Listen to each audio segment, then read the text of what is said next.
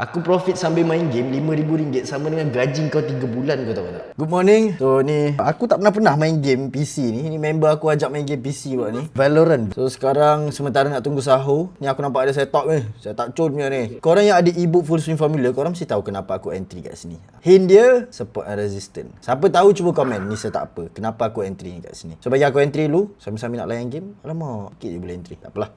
Ni akaun kecil. So aku pun dah settle entry. Ni aku nak main dulu. Jadi aku update apa jadi dengan setup tadi. Haikal! Wow, pedih. Atas kau, atas kau. Situ balik apa? Oi! Kita perang dulu. Aku ni malas nak main serius. Kan korang semua bawah aku. Tengok tadi macam mana main. Aku serius pun Zaim kau. Korang semua bawah aku. Aku dah kata aku tak team main benda lah ni. Tak apa-apa dah main Valo pula lah apalah. Layankan aje lah kawan-kawan. So jom kita tengok apa jadi dengan setup yang kita entry sebelum game tadi. Oi, Juna pun nak dekat 200 speed mat. $1,000. Let's go, let's go.